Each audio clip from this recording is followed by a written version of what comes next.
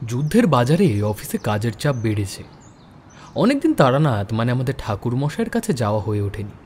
আর কলকাতায় এখন রাস্তাঘাটের যে অবস্থা, গ্রামের থেকে দরিদ্র লোকজন এসে ভিড় করেছে। গ্রামে নাকি মড়ক লেগেছে, লোকে খেতে পাচ্ছে না। জিনিসপত্রের যা দাম, সাধারণ মানুষের বেঁচে থাকাই দায় হয়ে দাঁড়াচ্ছে। এইসব কথা ভাবতে ভাবতে কিশোরীর মেসের দিকে যাচ্ছিলাম। দেখি কিশোরী একটা চটের ব্যাগ হাতে নিয়ে এদিকেই আসছে। আমাকে দেখে সে হাসল, বলল, যাক যাক, তোমার সাথে এখানেই দেখা হয়ে গেল। চলো যাওয়া যাক। অনেকদিন ঠাকুর মশাইয়ের গল্প শোনা হয়নি। মাথাটা কেমন যেন ভারী ভারী হয়ে উঠেছে জানো। শুধু গল্প শোনাই নয় কিশোরী, এই যুদ্ধের বাজারে ঠাকুরমশাই তাঁর পরিবার নিয়ে কেমন আছেন সেটাও আমাদের খোঁজ নেওয়ার দরকার। জিনিসপত্রের যা দাম, আর তাঁর তো কোনো নির্দিষ্ট আয় নেই। আমরা চাকুরিজীবী পেরে উঠছি না, আর উনি তো। হ্যাঁ, ঠিকই বলেছ বিভূতি। ঠাকুরমশাই এই দুঃসময়ে কিভাবে যে সংসার চালাচ্ছেন কে জানে।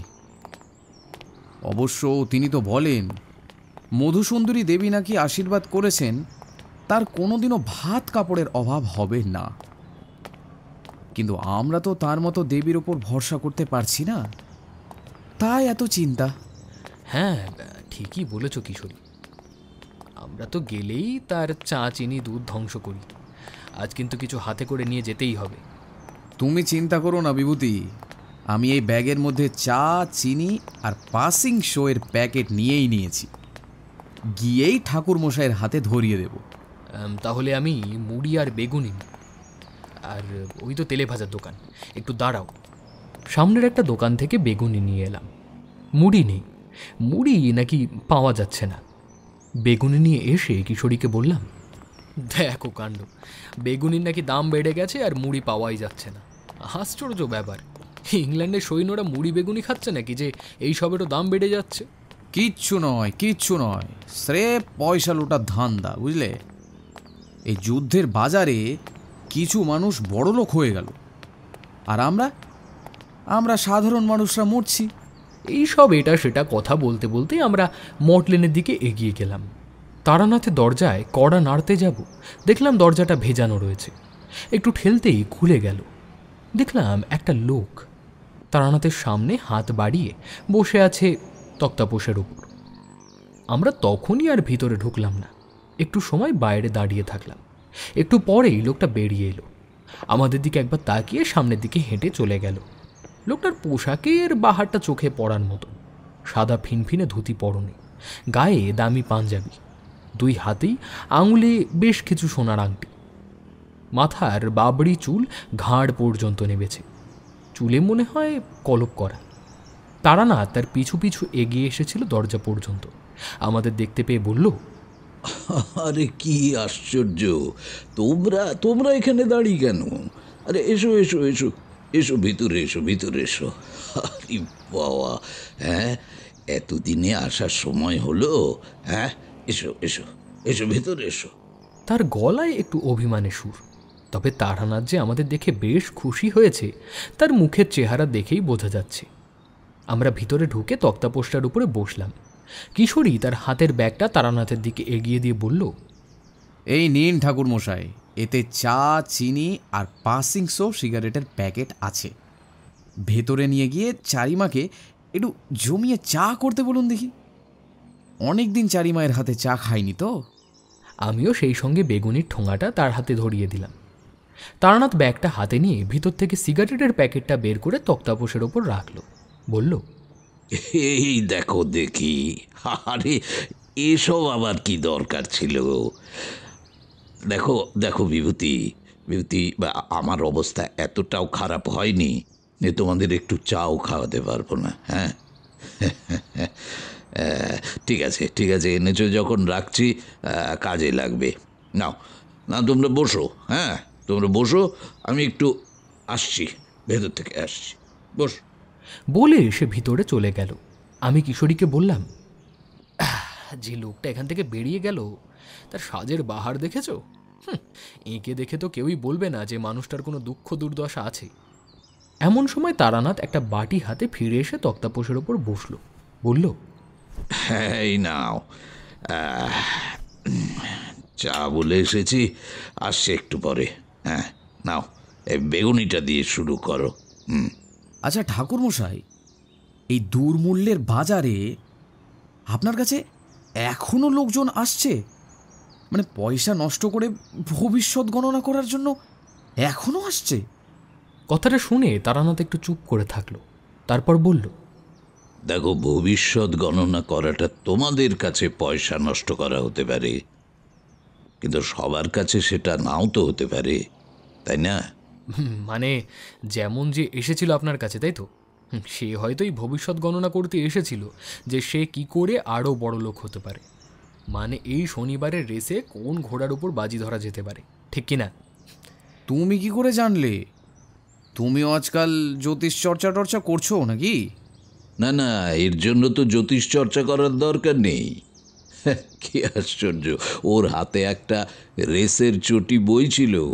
হ্যাঁ, আর বিভূতি সেটাই দেখে ফেলেছিল। কি ঠিক কি না বিভূতি? ঘাড় নেড়ে আমাকে স্বীকার করতেই হলো যে ওই লোকটার হাতে একটা রেসের বই ছিল। সেটা দেখেই আমি অনুমান করেছি লোকটা রেসে জিতবে কিনা সেটাই জানতে এসেছিল। তারানাথ বলল, আই, বিভূতি ঠিকই ধরেছে। তবে এখন আর আমি এই ধরনের জ্যোতিষ চর্চা করি না। হ্যাঁ, এক সময় করেছিলাম বটে, কিন্তু দেখো, মানুষকে পাপের পথে ঠেলে দিয়ে তাদের থেকে পয়সা লোটা, না, এ আমার পছন্দ নয়। যদিও যদিও লোকটা ছাড়লো না, কিছু টাকা জোর করে হাতে গুঁজে দিয়ে গেল। বাহ বাহ, ভালো।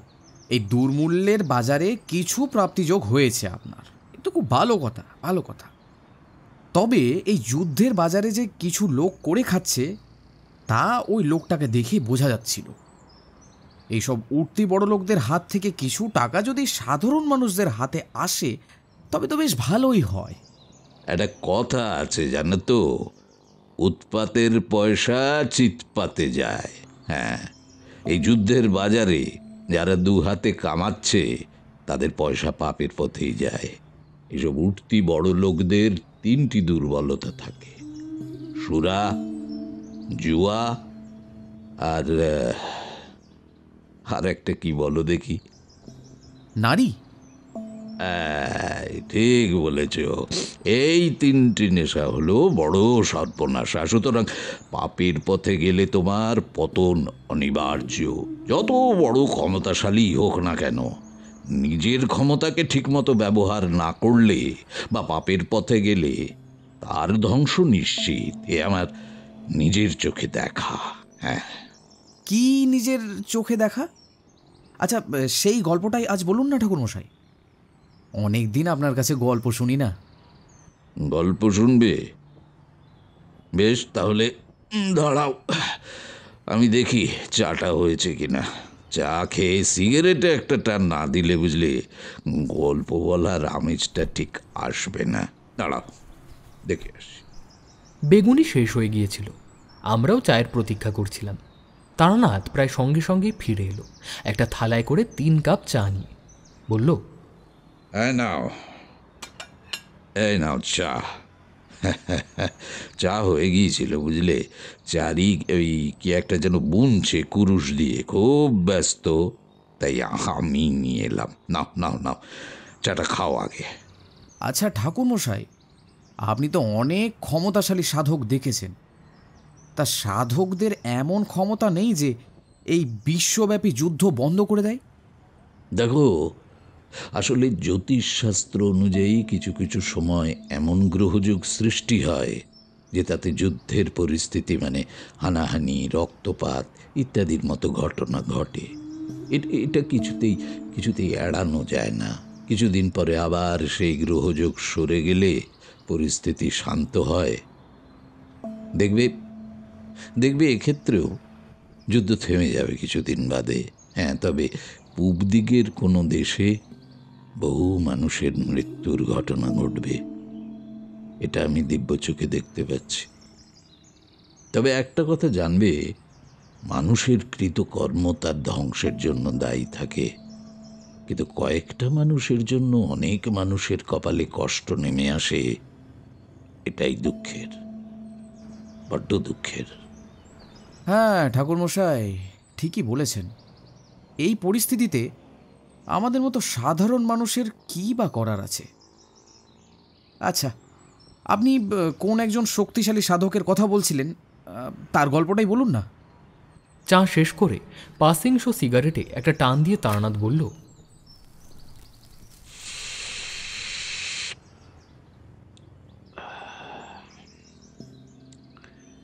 গল্প নয়, এই ঘটনাটা আমার তান্ত্রিক জীবনের প্রথম দিকের ঘটনা।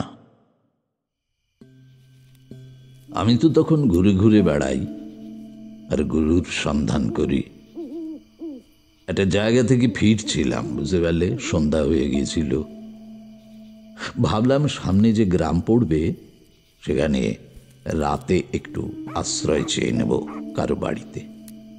তো একটু হাঁটার পর একটা ফাঁকা জায়গা পড়ল, সেখানে কিছু চালাঘর রয়েছে দেখতে পেলাম। একটা চালাঘরে একটা দোকানও দেখতে পেলাম। সেখানে 2-3 জন লোক বসে রয়েছে। তাদের কাছে গিয়ে বললাম, দেখুন আমি ব্রাহ্মণ, রাত হয়ে আসছে, তো এই গ্রামে কি একটু আশ্রয় পাওয়া যাবে? শুনে লোকগুলো ওর দিকে তাকালো। তারপর একজন বলল, গ্রামের লোকজনের অবস্থা খুবই খারাপ, খেয়েই বা আশ্রয় দেবে? এইখানে হাট বসতো, এখন আর বসে না। বৃষ্টি নেই, ফসলও নেই, খুবই কষ্ট গায়ের লোকের। তাহলে আর কি করা যাবে, যাই অন্য কোনো জায়গায় যেতে পারি নাকি দেখি। এই বলে যেই পিছু ফিরতে যাব অমনি লোকটা বলে উঠল, না না, শুনুন, কোথায় যাবেন? এই গায়ের পরেই একটা বড় জঙ্গল পড়বে। এই রাতে সেই জঙ্গল পার হতে পারবেন না। তার থেকে গ্রামের ওই দিকটায় যান। চৌধুরীদের বাড়ি অতিথিশালা আছে, সেখানে আশ্রয় পেতে পারেন। আপনি ব্রাহ্মণ মানুষ, এভাবে ফিরে গেলে গায়ের অমঙ্গল হবে। এই বলে সে আমাকে একটা পথ দেখিয়ে দিল। সেই পথে যেতে যেতে দেখলাম যে চারদিকে খেতে কোনো ফসল নেই, পুকুরগুলো শুকনো, গাছপালাও কেমন যেন মরা শুকনো। মাঝে মাঝে কিছু বাড়ি আছে, কিন্তু কোথাও কোনো লোকজনকে দেখা যাচ্ছে না। কারো কারো উঠোনে তুলসী গাছও শুকিয়ে গেছে, সেখানে কেউ কেউ টিম টিম করে প্রদীপ জ্বালিয়ে দিয়েছে। কিছুটা হাঁটার পরে একটু বড় একটা বাড়ি চোখে পড়ল। ঠাকুর দালান রয়েছে, একটা বড় উঠোনের চারপাশে অনেকগুলো মাটির তৈরি ঘর রয়েছে। সামান্য কিছু আলো জ্বলছে সেখানে। একটা ঘরের দাওয়ায় কয়েকজন বসেছিল। সেখানে গিয়ে বললাম আশ্রয়ের কথা। তো একজন একটা ঘর দেখিয়ে দিল, সেটাই তাদের অতিথিশালা। অতিথিশালায় আমি একাই অতিথি। বাঁশের মাচায় একটা বিছানা করা রয়েছে। শুয়ে পড়লাম। ভাবলাম একটাই তো রাত, কোনো রকমে কাটিয়ে সকালে আবার চলে যাব। তো কিছুক্ষণ পরে একজন চাকর এসে এক ঘটি দুধ দিয়ে গেল। যাক, কিছু তো একটা পাওয়া গেল। পরদিন সকালে বেরোতে যাব, এমন সময় একজন চাকর এসে বলল যে চৌধুরী বাবু বলেছেন যে আজ দুপুরের আহারটা আমি যেন তার সঙ্গেই করি। তো কি আর করা যাবে, যার বাড়িতে আশ্রয় নিয়েছি তার সাথে একবার দেখা করে যাওয়া উচিত। যাই হোক, গ্রামটা একটু ঘুরে দেখতে বেরোলাম। গতকালকে সন্ধ্যের সময় যা দেখেছিলাম তার থেকেও খারাপ অবস্থা গাঁয়ের চোখে পড়ল। আর পুরুষ মানুষও বিশেষ চোখে পড়ল না আমার, বুঝতে পারলে। পুরো গ্রামটা যেন একেবারে মরা শুকনো। শুধু চৌধুরীদের বাড়ির পিছনে পুকুরটাতে জল রয়েছে। একটু দূরে একটা নদী, নদীটাও শুকিয়ে গেছে। শুধু তিত্তির করে একটা জলের ধারা বয়ে যাচ্ছে। আশ্বিন মাস হলেও দিনের বেলাটা খুবই গরম। তো ফিরে চলে এলাম। দুপুরে স্নান করে প্রস্তুত হয়েছিলাম, তা একজন চাকর এসে আমাকে নিয়ে গেল খাবার ঘরে। সেখানে আহার প্রস্তুত হয়েছিল, চৌধুরী বাবুও ছিলেন সেখানে। চৌধুরীবাবুর বয়স বেশি নয়, ওই আমার চেয়ে কিছুটা বড়ই হবে। তো আমাকে দেখে তিনি বললেন, আসুন আসুন, বসুন। আমাকে কাল রাতে কেউ খবর দেয়নি আপনি এসেছেন। ক্ষমা করবেন, কাল আপনাকে তেমন যত্ন করতে পারিনি। নিন, আসন গ্রহণ করুন। আগে খেয়ে নিন, তারপর কথা হবে, কেমন? খাওয়া দাওয়া ধরো মোটামুটি সাধারণ মানেরই ছিল, শুধু শেষ পাতে একটু পায়েস। তো খেয়ে উঠে চৌধুরীবাবু বললেন, আপনাকে তেমন যত্ন করতে পারলাম না। গ্রামের অবস্থা খুবই খারাপ। পরপর দুবার ভালো ফসল হলো না। এবার তো একটু বৃষ্টিও নেই। চাষবাস না হলে গায়ের মানুষ কি খাবেন বলুন তো? আমি যতটা পারছি সাহায্য করছি। একদম জল ছিল না, একটা পুকুর কাটিয়ে দিয়েছি। গায়ের পুরুষ মানুষরা বেশিরভাগ বাইরে জনমজুর খাটতে চলে গেছে। আশ্বিন মাস, সামনে পুজো, কি করে কি হবে কিছুই বুঝতে পারছি না। আমাদের গঞ্জে কিছু ব্যবসা আছে বাবার আমল থেকেই, তাই চলে যাচ্ছে। আপনি ব্রাহ্মণ মানুষ, একটা অনুরোধ ছিল, যদি কিছু পুজো পাঠ করে দেন, যদি গায়ের অবস্থা একটু ভালো হয় তাতে আর কি।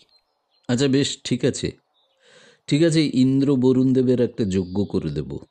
যদি অন্য কিছু না হয়ে থাকে তাহলে মনে হয় এতেই কাজ হয়ে যাবে। ঠিক আছে, ঠিক আছে, কবে করবেন বলবেন, সব কিছু জোগাড় করে দেব, কেমন? এখন তো কোনো তিথি নেই যজ্ঞ করবার, কয়েকদিন বাদে। তবে একটা প্রশ্ন ছিল যে, আপনাদের গ্রামে কি কোনো অপঘাত মৃত্যু ঘটেছে বা দুর্ঘটনা ঘটেছে কয়েক বছরের মধ্যে? না তো, তেমন তো কিছু মনে করতে পারছি না।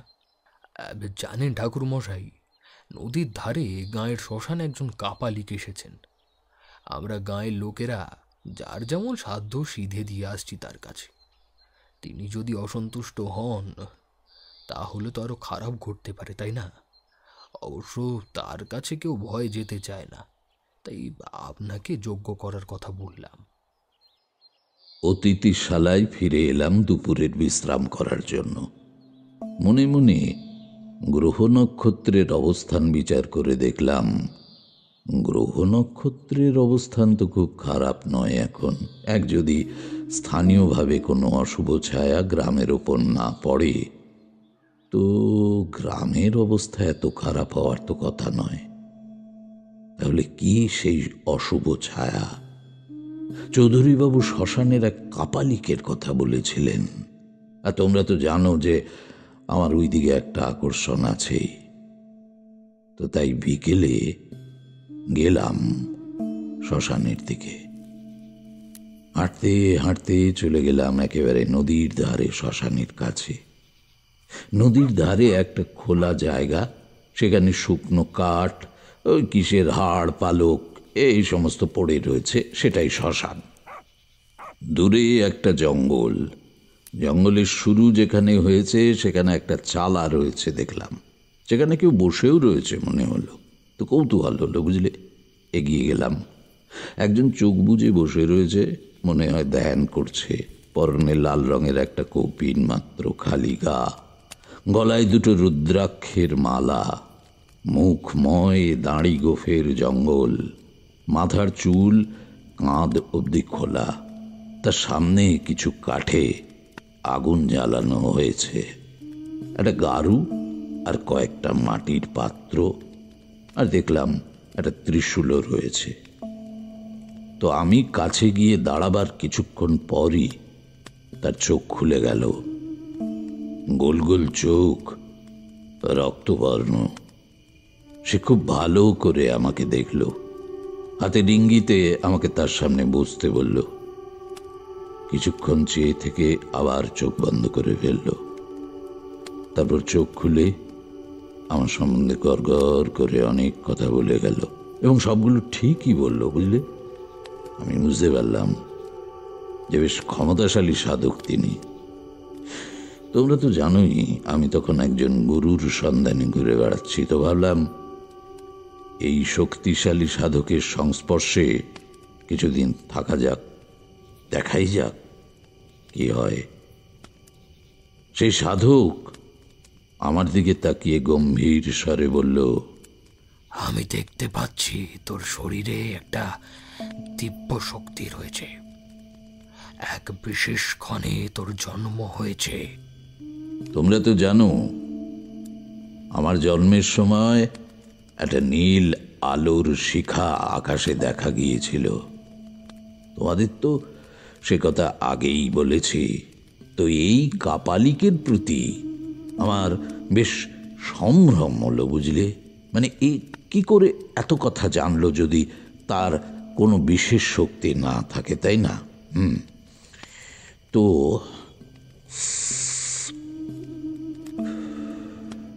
কাপালিক আরো বলল, তুই গুরুর সন্ধানে ঘুরছিস।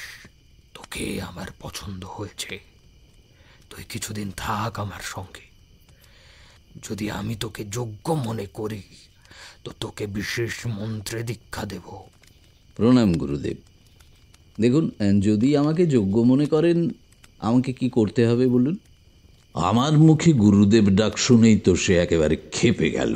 বলল, কে তোর গুরুদেব? আমি এখনো তোকে দীক্ষা দিইনি।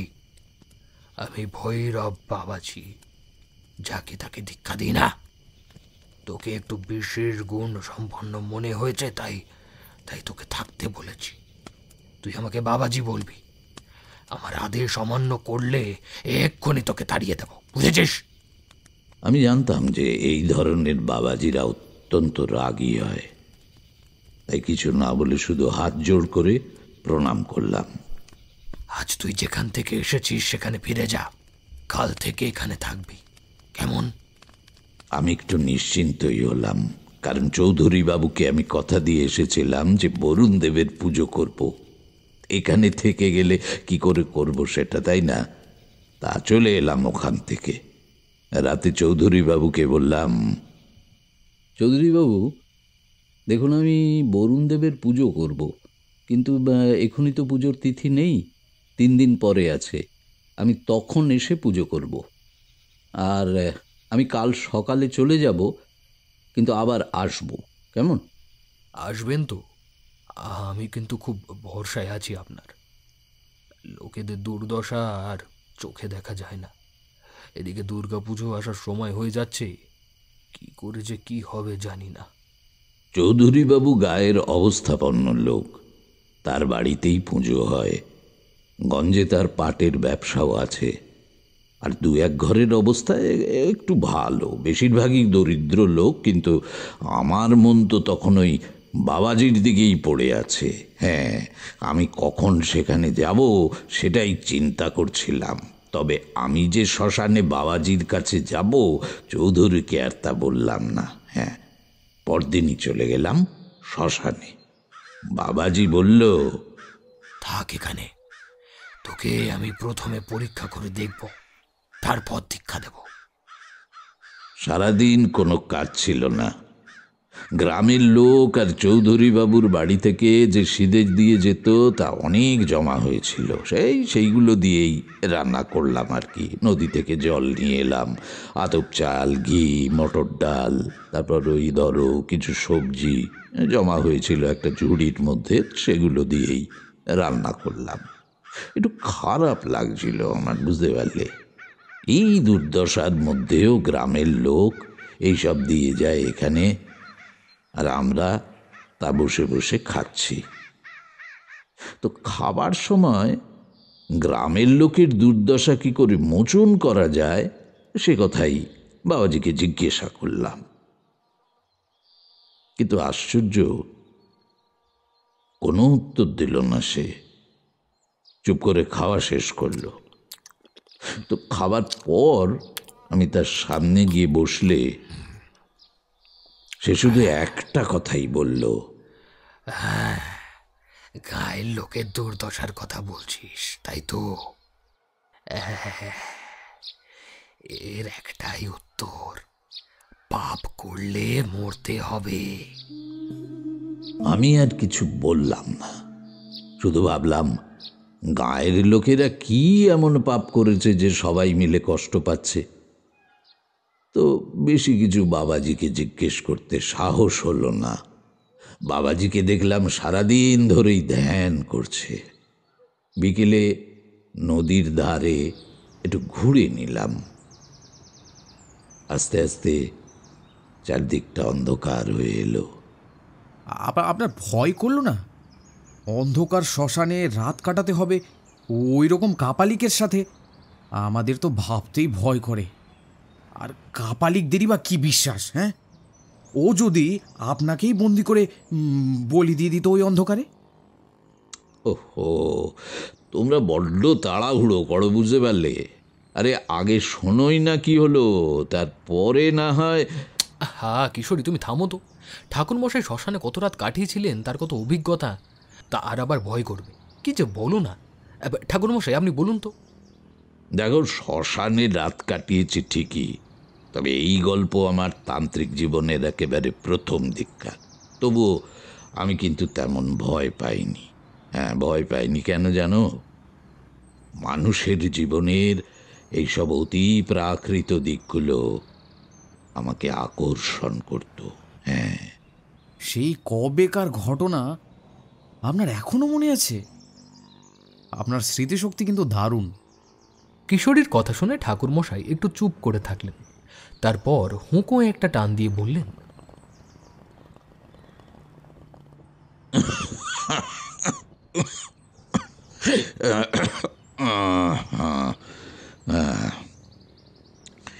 দেখো, রোজকার প্রতিদিনের পুরনো ঘটনার কথা মানুষের মনে থাকে না, এটা সত্যি। কিন্তু কোনো অভিজ্ঞতা, বুঝতে পারলে, কোনো অভিজ্ঞতা যদি অনন্য হয় তাহলে তা চিরকালের মতো মানুষের মস্তিষ্কে একেবারে গেঁথে যায়। আমার এই অভিজ্ঞতাটাও ছিল সেরকমই, খুবই অদ্ভুত ধরনের। বলতে পারো যে আমি সেই প্রথম এইরকম অভিজ্ঞতার সম্মুখীন হলাম। তবে আমার মনে একটা জিনিস সবসময় ছিল, যে আমি যদি কারো কোনো ক্ষতি না করি তাহলে আমার কেউ ক্ষতি করতে পারবে না। হ্যাঁ, তারপর কি হলো বলুন। রাত হয়ে এলো, তখন বেশ রাত। বাবাজির সামনে কিছু কাঠ জেলে দিয়েছিলাম। আগুনটা কমে এলে মাঝে মাঝেই তাতে শুকনো কাঠ ফেলে দিচ্ছিলাম। দূরে দূরে কিছু জ্বলন্ত চোখও দেখতে পেলাম। নদীর ধারে একটু দূরে কিছু ঝোপঝাড়, জঙ্গল। বুঝলাম যে কিছু শেয়াল, কুকুর এরা সব ওই শ্মশানে এসেছে খাবারের সন্ধানে। তো রাতে খাবার কথা বাবাজি কিছু বলছে না দেখে আমি আর কিছু বলতে পারছিলাম না। বসে বসে ঘুম এসে যাচ্ছিল, ঢুলে পড়ে যাচ্ছিলাম। এমন সময় কানের কাছে কার যেন হি হি করে হাসির শব্দ শুনতে পেলাম। এদিক ওদিক তাকিয়ে কাউকে দেখতে পেলাম না। একটু ভয় ভয় লাগছিল। জানি যে রাতে শ্মশানে ভূত প্রেত জেগে ওঠে। বাবাজির সামনের আগুনটা অনেক কমে এসেছিল। আগুনে কাঠ দিতে যাব, বাবাজি হাত নেড়ে বারণ করল। সে আবছা আলোয় মনে হলো ওই আগুন ঘিরে বাবাজির সামনে কারা যেন বসে আছে। হ্যাঁ, কাউকেই ভালো করে দেখা যাচ্ছে না। হ্যাঁ, খুব হালকা ছায়ার মতো। তাদের প্রত্যেকের সামনে আর বাবাজির সামনেও শালপাতার উপরে মাংসের মতো কি যেন রয়েছে। আর পাশে কোনো জন্তু জানোয়ারের মাথার খুলির মতো পাত্রে তরল কিছু পদার্থ রয়েছে। সে তরল পদার্থটা দিয়ে মেখে মেখে তারা খুব মন দিয়ে শালপাতার জিনিসটা খাচ্ছে। আমার সামনেও দেখলাম একটা পাতা, আর তার উপর মনে হলো কিসের যেন কাঁচা মাংস। আর পাশে খুলির তৈরি পাত্রে কি একটা তরল পদার্থ। তো বাবাজি হাতের ইঙ্গিতে আমাকে সেটা খেতে বলল। আমার বুঝলে একটু খেতে ইচ্ছা করছিল না, তবুও বাবাজি বলছে দেখে একটু মুখের কাছে নিয়ে গেলাম।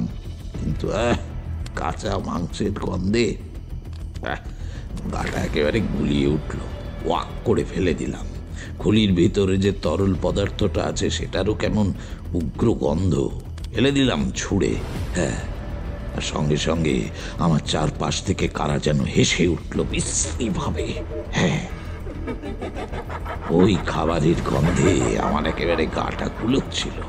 সরে গেলাম একটু দূরে। বাবাজির দিকে তাকিয়ে দেখলাম নির্বিকার ভাবে সে খেয়ে যাচ্ছে, আর সামনের ওই অবয়বগুলোর খাওয়া প্রায় শেষ। তারা অদৃশ্য হয়ে যাচ্ছে ধীরে ধীরে। আমি একটু দূরে খেজুর পাতার উপর শুয়ে পড়লাম। ভালো লাগছিল না শরীরটা, কিন্তু মনে হচ্ছিল যেন আমার আশেপাশে কেউ রয়েছে। একটা ঠান্ডা বাতাস অনুভব করছিলাম। ওপরে রাতের আকাশ নক্ষত্র খচিত, আর দূরে শেয়াল কুকুরের ডাক শোনা যাচ্ছে।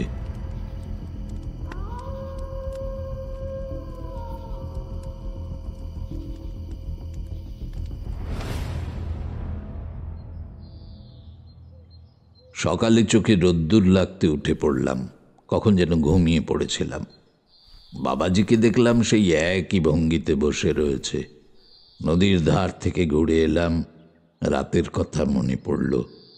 চলে যাব কিনা ভাবছিলাম, এমন সময় বাবাজি বলল,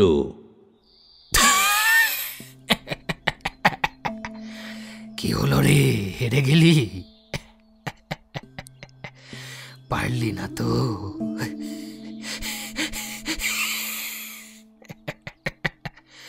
সেই জন্যই বলেছিলাম আমি যাকে তাকে দীক্ষা দিই না। পরীক্ষায় পাশ করা অত সহজ কাজ নয়, অত সহজ নয়।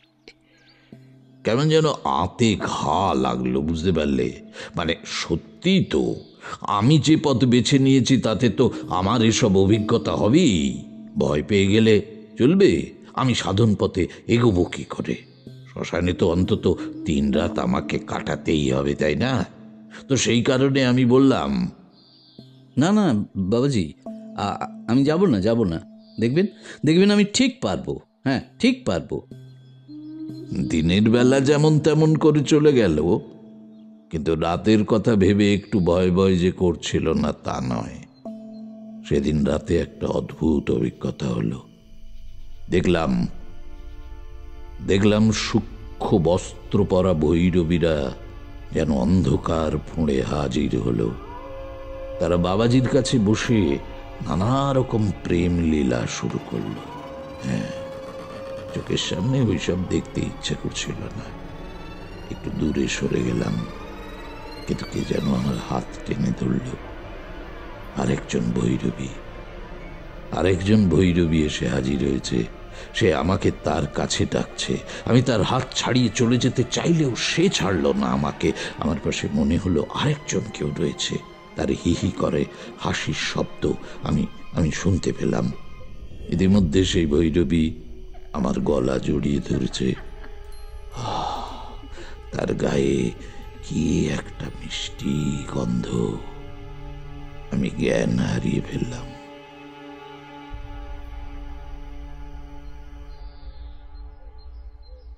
পরদিন সকালে ঘুম ভাঙলে বাবাজির সামনে মুখ গোঁজ করে বসেছিলাম। বাবাজি চোখ মুজে বসেছিল। কিছুক্ষণ পর চোখ খুলে বলল, এই অমন মুখ করে বসে আছিস কেন? তোকে আমি ক্ষমতাশালী ভেবেছিলাম, কিন্তু তুই কিছুই পারলি না। কাঁচা মাংস, সুর আর নারী আমাদের সাধনার অঙ্গ।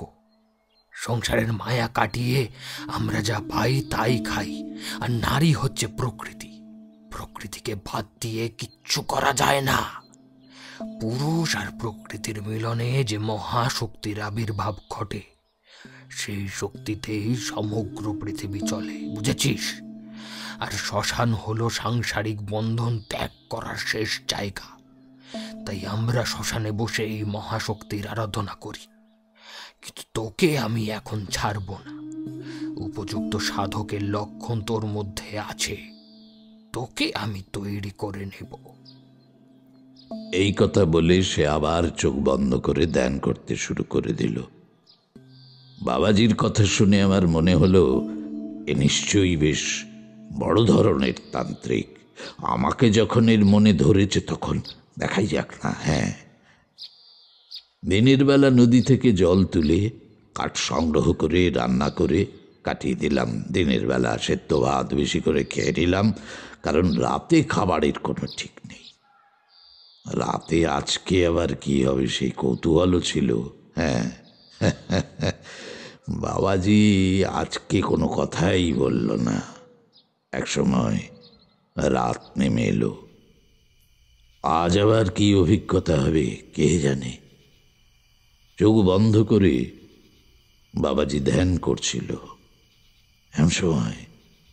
এমন সময় দূরে লোকজনের গলার আওয়াজ পাওয়া গেল। মনে হলো কারা যেন মরা পোড়াতে এসেছে। তাদের কথার অস্পষ্ট আওয়াজ আসছিল। বাবাজি হঠাৎ চোখ খুলে বলল, যা যা ওদেরকে তাড়িয়ে দে, মোড়াটা নিয়ে আমার সামনে নিয়ে আয়। না না, কি বলছেন আপনি? না না, এটা হয় না, হয় না। না, আমি পারবো না, আমি পারবো না। পারবি? তোকে পারতেই হবে। একটা শবের প্রতীক্ষায় আমি এতদিন অপেক্ষা করে আছি। আজ আজ সেই দিন। যা যা যা যা যা যা নিয়ে আয়, ওকে নিয়ে আয়। না না না, আমি পারবো না। এ কিছুতেই সম্ভব নয় আমার পক্ষে।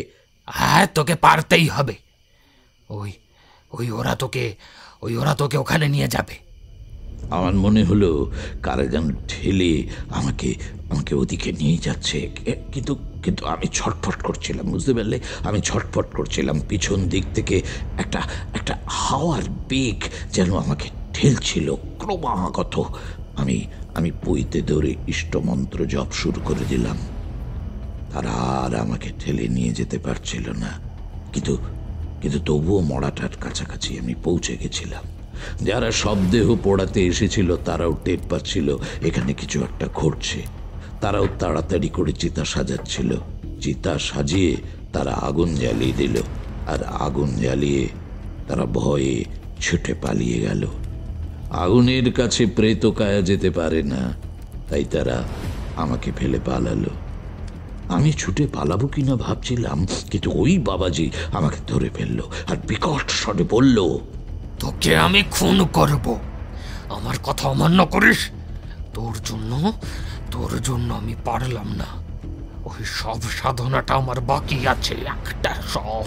একটা সব চাই আমার। তোকেই চাই আমার। তোকেই মেরে আমি সব সাধনা সম্পূর্ণ করব।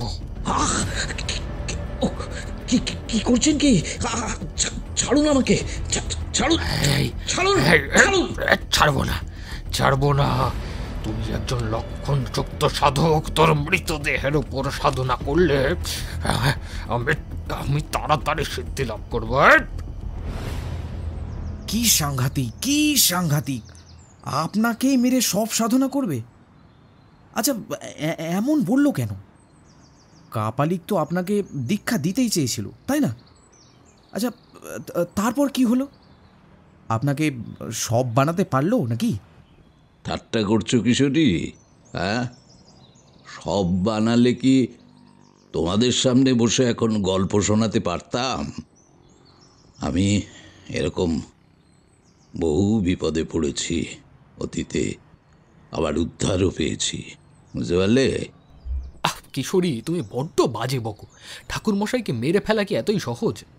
তারপর বলুন তো ঠাকুর মশাই, কি করে এই বিপদ থেকে উদ্ধার পেলেন? এটা একটা ভালো প্রশ্ন করেছ। সে আমাকে দীক্ষা দিতে চেয়েছিল, অথচ তারপরও সে আমাকে মারতে চাইল। কেন চাইল? হ্যাঁ, ভালো প্রশ্ন।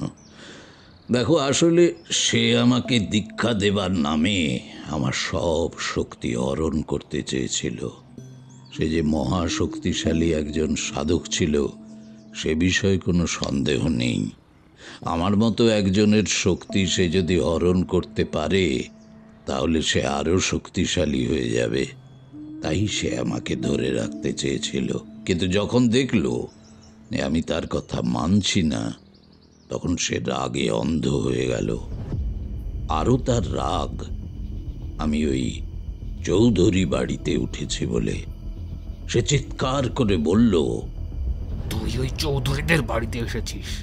জানিস জানিস আমি কে? আমি আমি ওই গায়ের ছেলে ছিলাম। আমার বাবা ওদের কর্মচারী ছিল। একদিন টাকা চুরির অপরাধে ওরা আমার বাবাকে মারতে মারতে গ্রাম থেকে বার করে দিয়েছিল। তারপরে আমার বাবা মারা গেল, মা মরে গেল। আমি সাধুদের দলে ভিড়ে গেলাম। সেই থেকে আমার একটাই লক্ষ্য, চৌধুরীদের ধ্বংস করা, এই গ্রামকে ধ্বংস করা। আমি সব সাধনাটা সম্পূর্ণ করতে পারলেই অনেক শক্তিশালী হয়ে যাব। ওদের ধ্বংস করতে আর কোনো বাধা থাকবে না। তোকেই আমি সব বানাবো, হয় এদিকে আয়। আমি ততক্ষণে দেহবন্ধনের মন্ত্র পড়ে নিয়েছি আর মনে মনে মহামৃত্যুঞ্জয় মন্ত্র জপ করছি। তাই ও আমাকে কিছুতেই ছুতে পারল না। আমার আশপাশে প্রেতগুলো ভিড় করে এসেছে। হ্যাঁ হ্যাঁ, তাদের হাওয়া আমি টের পাচ্ছি, কিন্তু না, তারা কিছুই করতে পারল না। কাপালি উন্মত্তের মতো হাপ হাপ করতে লাগলো। আমি আস্তে আস্তে পিছু হটতে লাগলাম। তোর সব শক্তি আমি কেড়ে নেব, তুই কিছুই করতে পারবি না। আমি বেতাল না বাবু, ওদের ধ্বংস করব, তোকেও ধ্বংস করব।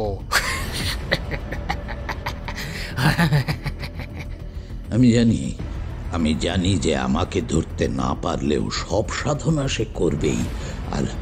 আর এই যজ্ঞ সম্পূর্ণ করতে পারলে সে আরও শক্তিশালী হয়ে যাবে। আমি শ্মশান থেকে গ্রামের দিকে ছোট লাগালাম। চৌধুরীদের বাড়ির দিকে এখনই আমাকে যেতে হবে। এই যজ্ঞ শেষ হয়ে গেলেই কাপালিক চৌধুরী বাড়ির দিকে আঘাত হানবে। চৌধুরী বাড়িতে গিয়ে দেখলাম এত রাতেও সেখানে আলো জ্বলছে।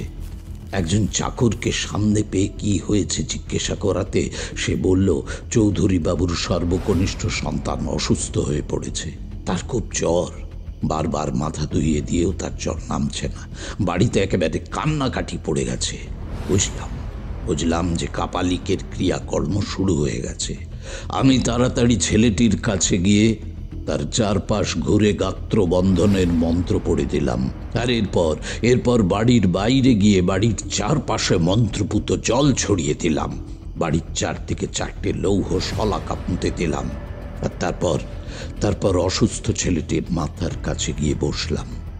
ছেলেটির গা জ্বরে পুড়ে যাচ্ছে, কিছুতেই জ্বর নামছে না। বুঝতে পারলাম সেই কাপালিক জরাসুর পিশাচকে এই ছেলেটির শরীরে ঢুকিয়ে দেওয়ার চেষ্টা করছে। আমিও বারে বারে ছেলেটির চারদিকে ঘুরে ঘুরে দেহবন্ধনের মন্ত্র পড়তে লাগলাম। সারা রাত ধরে জমে মানুষের টানাটানি চলল। শেষে ভোরবেলা তার জ্বর নেমে গেল আস্তে আস্তে। আমিও তখন ক্লান্তির চরম সীমায় গিয়ে পৌঁছেছিলাম। যে অবস্থায় ছিলাম সেখানেই ঘুমিয়ে পড়লাম। তারপর ওই কাপালিকের কি হলো, তার খবর পেলেন? হ্যাঁ, খবর পেলাম। কাপালিক গলা কাটা অবস্থায় শ্মশানে মরে পড়ে রয়েছে। ছেলেটির ঘরেই আমি ঘুমিয়েছিলাম। বাইরে উত্তেজিত স্বরে কেউ কথা বলছিল। কথাগুলো আমার কানে গেল। তারপর কি হয়েছে নিজের চোখে দেখার জন্য গেলাম আমি শ্মশানের দিকে। দেখলাম সে এক ভয়ানক দৃশ্য। কাপালিকের গলা মুচড়ে কে যেন ছিঁড়ে নিয়েছে। মাথাটা বেশ কিছু দূরে পড়ে রয়েছে, ওপরে শকুন উড়ছে। দেখে একটু খারাপ লাগলেও একটা কথা বুঝলাম, কাপালিক মহা শক্তিশালী হলেও তার ক্ষমতাকে সে ক্ষতিকর দিকে ব্যবহার করতে চেয়েছিল, আর তাই তার এই অবস্থা। কিন্তু ওই রকম একজন ভয়ানক কাপালিকের ওই অবস্থা করলো কে? কি আশ্চর্য, সেটা বুঝলে না? অবশ্য তোমরা বুঝবেই বা কি করে। ওই কাপালিক পিশাচ নামিয়েছিল, পিশাচ। কিন্তু একবার পিশাচ নামালে, যে উদ্দেশ্য নিয়ে পিশাচ নামানো হয়েছে সেটা যদি বাধাপ্রাপ্ত হয়, তাহলে পিশাচ যাকে সামনে পাবে তাকেই আক্রমণ করবে এবং তার প্রাণ নেবে। ওই কাপালিক প্রতিশোধ নিতে চেয়েছিল চৌধুরীদের ওপর, তাই তার শিশুপুত্রকে মেরে ফেলার জন্য পিশাচকে পাঠিয়েছিল।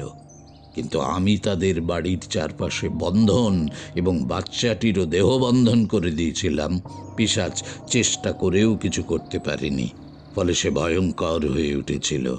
সে তখন কাপালিকের কাছে ফিরে গিয়ে তাকেই মেরে ফেলল। হ্যাঁ, অন্যায়ের প্রতিফলন এমনই হয়, বুঝলে কিশোরী? বুঝলাম, কিন্তু তারপর কি হলো? গায়ের যে খারাপ অবস্থা হয়ে গিয়েছিল তা কি ঠিক হলো? হ্যাঁ, হলো। ছেলেটির জ্বর সেরে যাওয়ার পরই আমি বরুণ দেবের যজ্ঞ করলাম।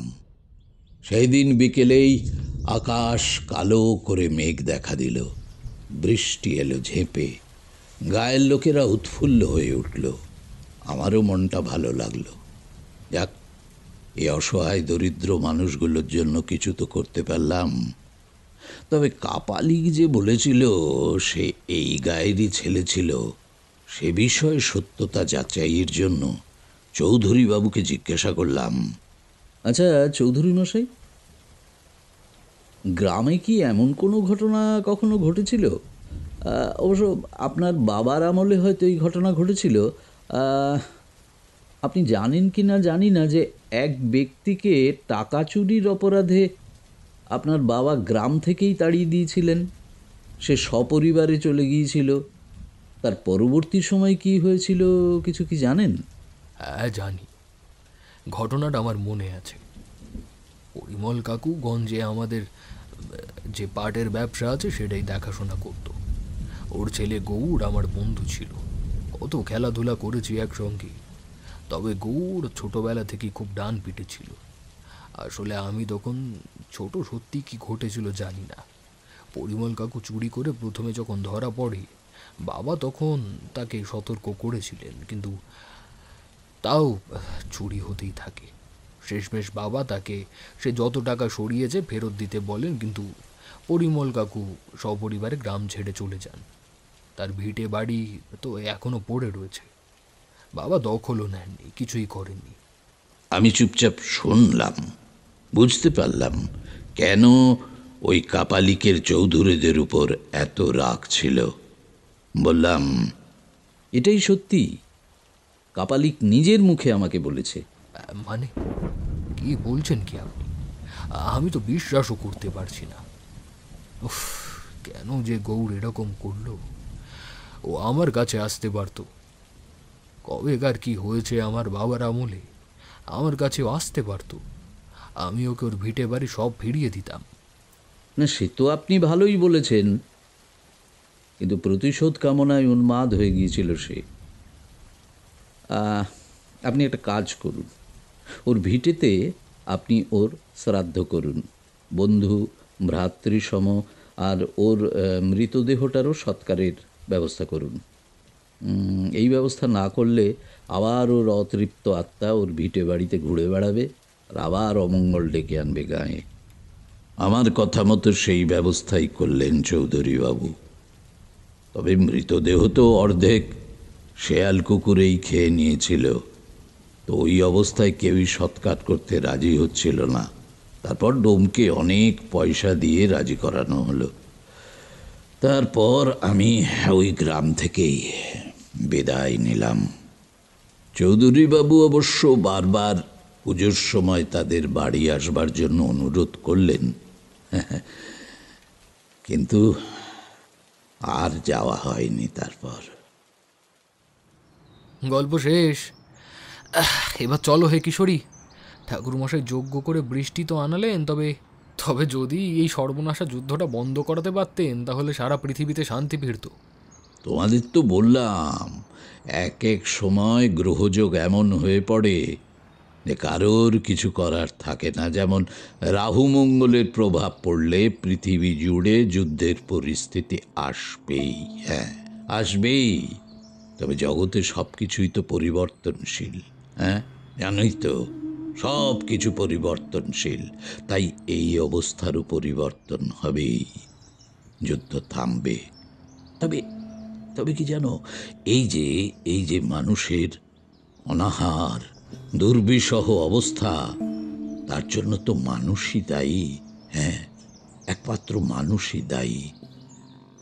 যারা দায়ী তারা তাদের শাস্তি পাবেই, পাবেই একদিন, অবশ্যই পাবে। এটা স্থির জেনে রেখো। আমরা ঠাকুরমশাই বাড়ির থেকে বেরিয়ে এলাম। কিশোরী বলল, যাক বাবা, একটা আশার কথা পাওয়া গেল যে যুদ্ধ কিছুদিনের মধ্যে থেমে যাবে। যাক যাক যাক। দেখা যাক। তারানাথ বলেছিল যুদ্ধ থেমে যাবে ঠিকই, কিন্তু পূর্বের একটা দেশে বহু মানুষ হতাহত হবে। কয়েক মাসের মধ্যেই খবরের কাগজে দেখলাম জাপানে পরমাণু বোমা ফেলেছে আমেরিকা, আর দেশটা প্রায় ধ্বংস হয়ে গেছে।